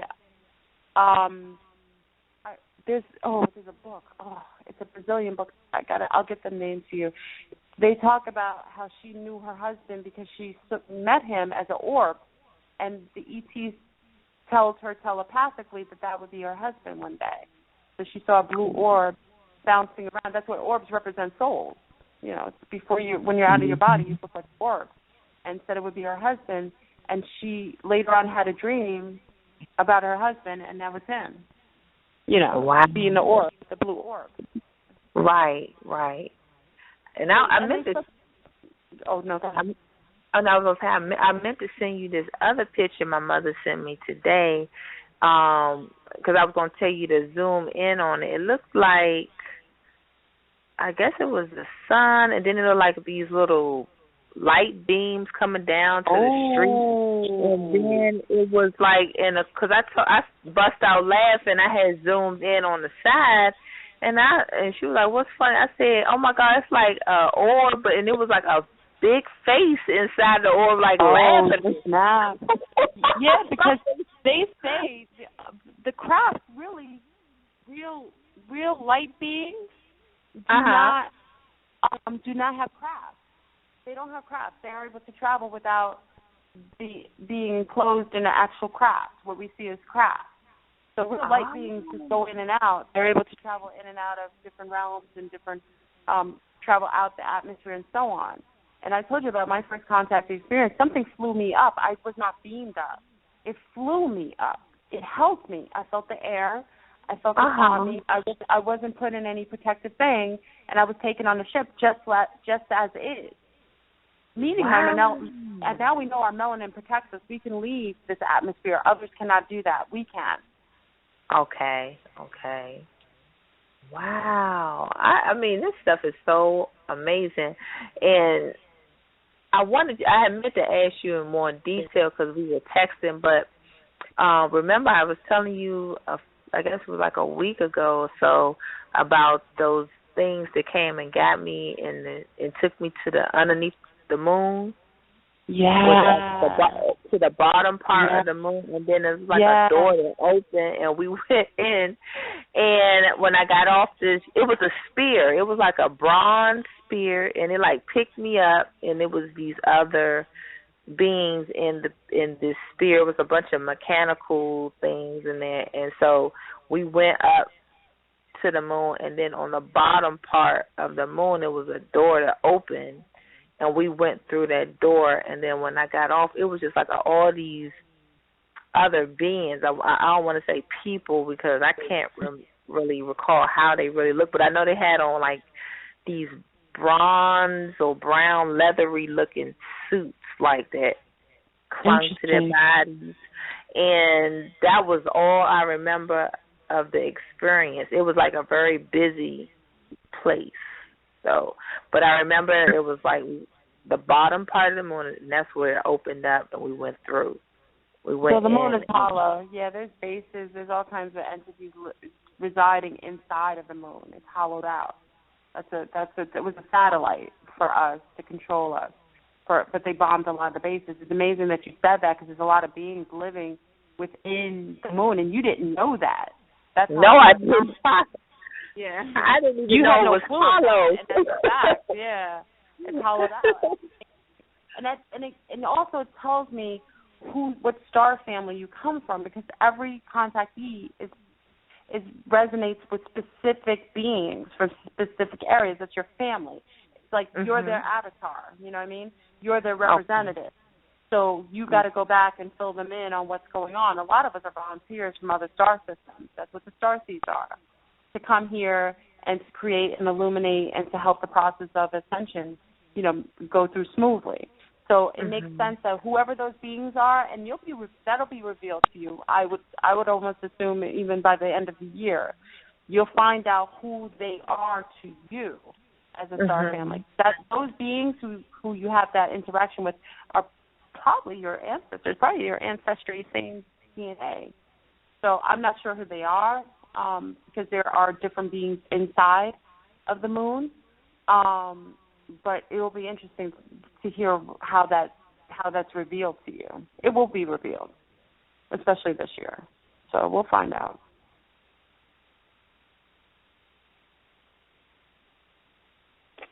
That's going to be exciting to see that happen. Yes. I'm interested because all the beings are different now. With the code being broken, I'm seeing all these new beings on the planet, and I didn't know they existed. Like, I just thought, they've got reptilians. You have so many different types of reptilians. I know it's a plethora of them. And then you've got the insectoids, and you've got the grays, and you've got, zeta reticulans, and you've got, andromedans, you've got avians. I know there's a lot of them, but I'm starting to see them, remnants of them, and it bugs me out. Like, my girlfriend, I can't, maybe she don't want me to tell. Well, I won't say who it is. I won't shout you out. Like, don't say it. You don't say it. Well, I think everybody knows, like, one of my eyes shows up as a reptilian's eyes, and somebody made a video saying, Fleurbrun's a reptilian. They're not wrong, and I don't claim that I'm not. Because obviously we know that many of us are mixed with the Anunnaki and also the Ringmaker of Saturn, along with a host of reptilians. We know that. Mm-hmm. So, one of my girlfriends put a picture on Instagram. Shout out to you, even though you won't tell anybody who you are. She put a picture on Instagram, and because I broke the code, I see people for who they are. It bugs me out sometimes, but sometimes it's comfortable now. But her right eye was straight up a slit. It was a straight slit. Melanated sister, natural, beautiful. That's one of my best friends. I called her, and I called her. I was like, yo, what's up? I was like, yo, your eye is a reptilian eye. Check it out. She was like, what are you talking about? She goes and looks at the picture. What does she see? Her and her son are looking at the picture. It's like, oh, my God. That's what a lot of you are seeing right now. Some of you are looking in the mirror and seeing an eye switch. Our DNA is showing up. I think it's because the reveal is here. We can't hide certain aspects of our DNA anymore. I think we're just seeing ourselves. So, the guy, what's his name? I like him. Diving Deep. I forgot his name. Infinite Waters. Infinite Waters, yeah. Yes, I saw who he is, and he's one of the most beautiful beings I've ever seen in my life. I don't know what he is, though. I can't figure it out for the life of me. I try to look it up. I don't know what he is. He showed up as a beautiful blue. He has a beautiful chocolate skin, but his skin was blue. Yeah. The reveal will show you who they are. His skin on the outside of his face was blue, beautiful. I've never even seen a blue this tinge before, like a dark blue. And then on the underside of his eyes were yellow, almost like a canary yellow. And then at the tip of his nose, almost like a baboon would have, like a red on the tip of his nose. And he looked like a beautiful bird. I was like, I've never seen anything like that. And I'm sober, people. I don't do drugs. I ain't drinking, I ain't taking 4 shots of tequila. I do dance. No. Yeah. But I have to tell people I'm rational because I broke the code and I see entities for who they really are. This man was the most beautiful entity I've ever seen, and I don't know what he is. It's funny. I was watching his videos today. Were you? Yeah. Yes. That's what I knew who you talking about. Yeah. Yeah. He is an elevated being. He's something beautiful. I'm going to try to find out what that is. He is. But he's something beautiful. I've never seen anything like that. I don't even know an ET group that has that. But there's so many ET groups we don't even know exist. I don't know if it's an ET. I don't know if he's an incarnate. I don't know what he is. But he's beautiful. It resonated in my soul, though, as something lovely. It wasn't scary. It was beautiful. So his spirit is. Yeah, and his spirit is beautiful, too. The way he talks. Can I get a hello? Like, this guy is off the chain. Yes. And his eyes are gleaming with light. Yeah, he's beaming with light. He's just one of those people that, because he was just talking about how to put it, the one I was watching today, he was talking about, because, I work in school, so, there's a lot of stuff. Yeah, so there's a lot of stuff going on, and he was talking about how to protect yourself from, negative people and, always keep a smile on your face. That was one of the clues. So, I was watching that today. I went on a little walk. So, I have no doubt in my mind that what you saw is probably true because all his videos are just really highly vibrated, like he's just all about love. Absolutely. And I told you about the other entity. I don't want to shout him out because I don't want to be violated in the astral realm. But the other one turned out to be a being that was not so good looking, and it was very frightening. Oh yeah, I have to tell my sister about this one. She knows who he is. That was during the time when I first broke the code. The first video that I took down. That's when I first broke the code, and I was like, I was able to click a picture of it. What was weird is because it showed up only on my phone watching a video, and my daughter saw it. And I couldn't believe it because I was going to read the comments to see if it was a distortion of the video. Nobody stated anything about it. So I was like, oh, snap, it's only me who could see it. Right. But I was able to capture the picture on my phone, so I sent it to my same girlfriend who has a reptilian eye. And she saw it, my daughter saw it. But he's not an attractive creature, but he looks reptilian. He looks draconic. Dracons look like that. So I'm assuming, I don't know, because remember, all the reptilians have certain looks to them. Okay. But he was reminiscent of a Dracon. To the best of my thoughts, he looked that way. I don't know if it's true, though. I'm not a good identifier of which reptilians I'm looking at. I'm just seeing them now. I haven't been able to mark which one they are. Yeah. Yeah, because he has he always talking about surfing eyes or something. Yeah, he's being real, so he's keeping it 1,000. Oh, God. It's so hypnotized. Yeah. I know you get so many people just telling you different experiences and stuff like that, but I was going to ask you, because last night I was sleeping and trying to get to sleep, but it was like my whole body was really vibrating with a strong energy, and so I rolled over and I opened my eyes up because I couldn't get it. I just kept tossing and turning. I couldn't get to sleep, so I opened my eyes and it was like these three, if I could say, pillars, but they were you know how the TV has snow on it, but it was black.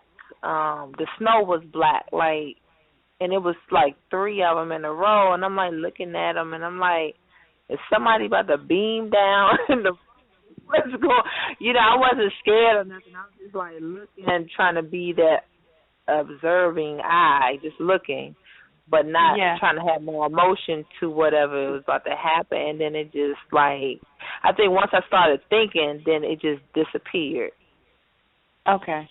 Well, that's a transmission, and sometimes it's your way of trying to perceive what you're seeing in front of you, because a lot of times our brain has been blocked from certain things. We can't see every color, we can't see every texture, we can't see some of these beings. So sometimes if you're seeing the ashiness, it's your way of your mind trying to break down what is in front of you, and it just shows up like that, like a transmission that's not totally complete. So I don't know what it could be. It could be something trying to show itself up, something cloaking itself in front of you, because sometimes when they cloak themselves, you'll see that little ashiness in front. Or back in the days when they cloaked themselves, you'd see an owl. Like my daughter, when she was having contact, would see an owl in the room. Oh, my God.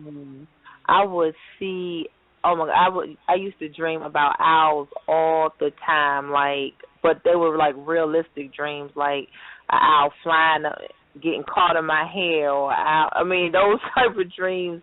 But owls definitely, and actually, when I was meditating outside a few months ago, an owl was right in the tree.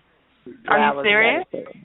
Yeah. That's close. Well, what they do is, and why it's an owl or sometimes a deer, because they have the same eyes as the ETs, that almost like an oval shaped, big black melanated eyes.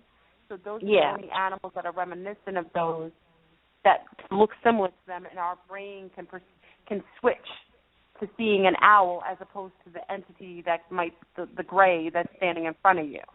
So that's just those are just the two that they put in front of you. If you ever watch Fort Kine, you'll hear the story about everybody was seeing owls in the window right before they get contact.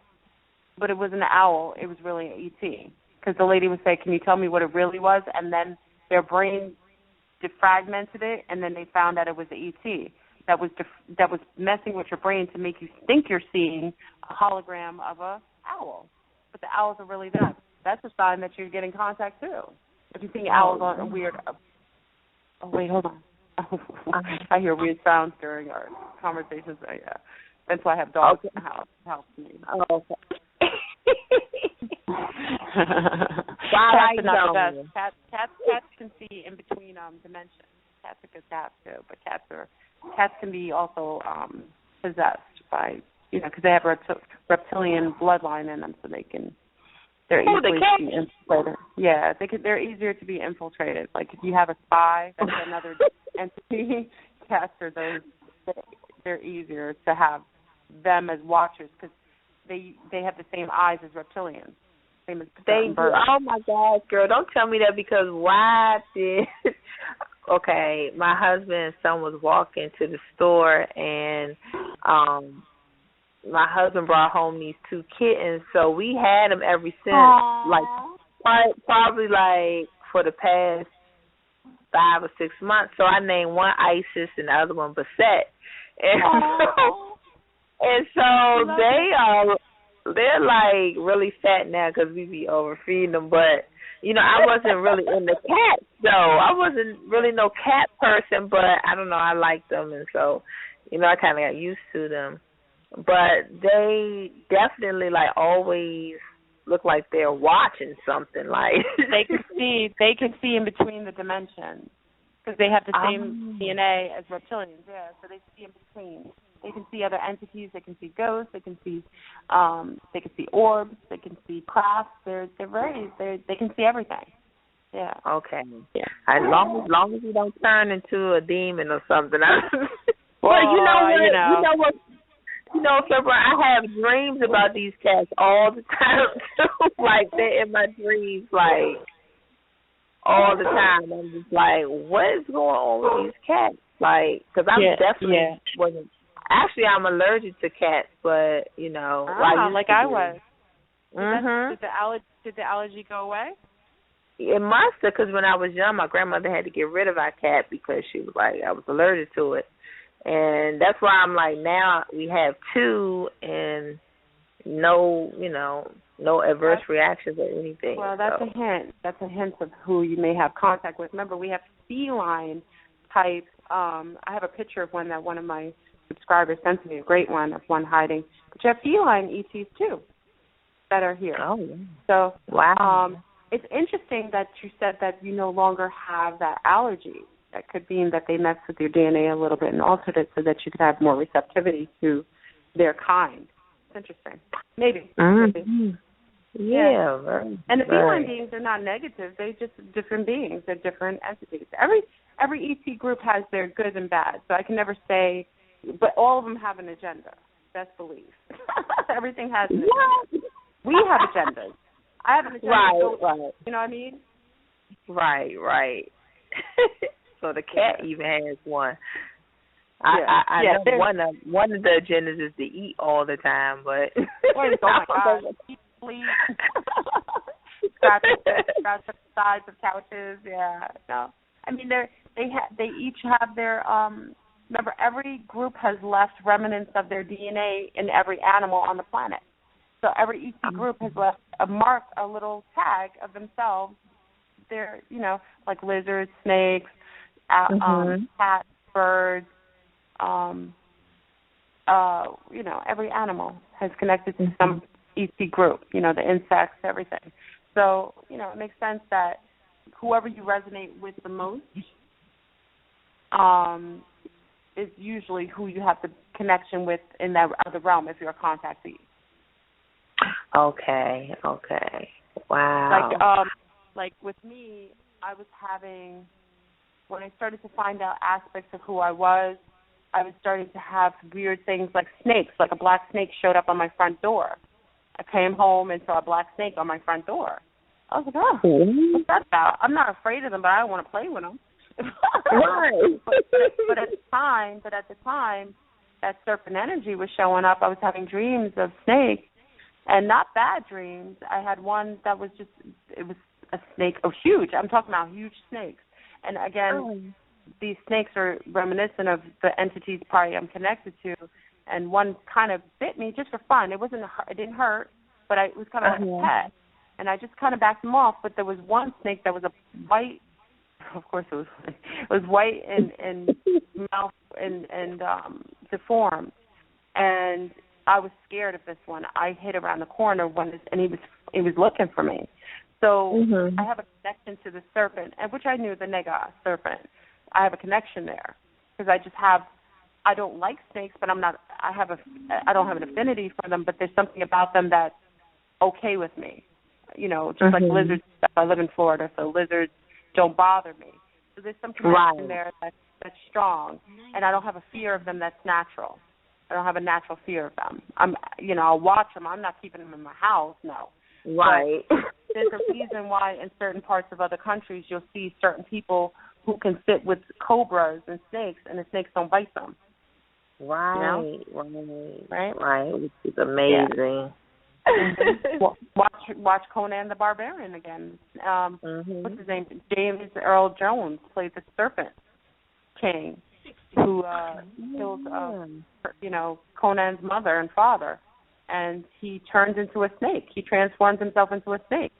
He was a melanated black man. So, it goes to say that serpent in the Garden of Eden may have not been so evil. It might have been reminiscent of who we are at our core. Absolutely. Absolutely. I know when me and my sister, we were visiting down in Texas, and we were taking a shortcut with a cousin through the woods, and I probably was like 7 or something, but a snake stood right up in front of me when we were walking through the woods. That was my first time ever seeing a snake, and it stood right in front of me and stuck his tongue out, and I just ran for dear life. But I have a lot of dreams of snakes, and a lot of times they bite me in my dreams. Okay. So that's the DNA match. When they bite you, it means they're in your DNA. That's reminiscent of them being in you. Like them biting you is this is from what I heard. I mean, I hope this is, and I never kind of broke this down myself, but when they bite you, because like the one bit me, it's almost like it's telling you that that's in you. That DNA is in you. It's like it's to tell you that you're part of each other. Okay. So it's interesting you had dreams of snakes. There's a connection to the Nega serpent. And a lot of color, our melanated people color, that's who we're mixed with. The serpent people, Wow. Yeah. And it's, again, that's why anything they said was negative is usually who we're mixed with, that's basically. I'm not surprised. You know how they do. Exactly. So, if they negate it, it's probably something we should look into. Right. If they tell you to go right, go left. That's how. Right. Don't be scared, people. Don't be scared. No. And, Oh, God. But Fleurbrun, we could talk for hours, but it's 11 o'clock. It's 11 o'clock, and we don't want blog talks to cut us off. I know. But hurry up and give out your information, and we're definitely going to have you back on real soon, shortly. I love it. I'm grateful to have me on. I enjoy talking to you. It's like talking to my sister. I always wanted to. Yeah, it's like family. Well, you can contact me. Well, you can see my videos on Fleurbrun, Fleurbrun, which means brown flower. You can watch me on YouTube, discuss certain subjects that could be relative. And also you can contact me or friend me on Anunnaki Return, where I put a plethora of information about us, melanated people, and our connections to the galactic, realms and people and, our ancestors. And you can also email me anytime and any question at no charge. As free as my time at delgoddess@gmail.com, GADDESS@gmail.com. Any questions, anything? If I don't know, I have a lot of other people who may be able to answer your question, and I'll make sure I refer you to them. Okay? Okay.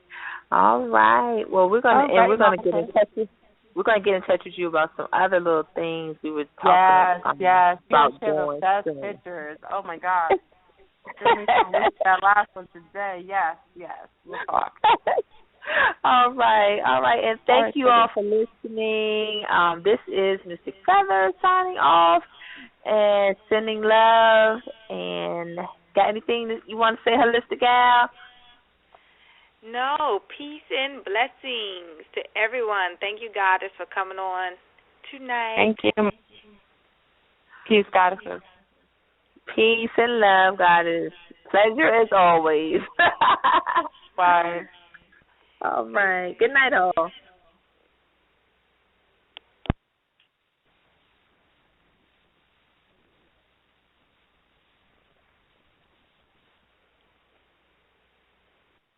Geico presents sharing versus oversharing. Earlier this week, Claire Tippins shared a princess nickname generator, 3 pictures of her dog wearing a tutu, and 2 online quizzes, including what candy is your dream castle made of? Claire, your sharing has tipped the sugar scale and turned into oversharing. But have no fear, princess. Geico has something worth sharing with your internet kingdom, like how you could save hundreds on your car insurance just by visiting geico.com. No magic wand required. Geico, 15 minutes could save you 15% or more on car insurance.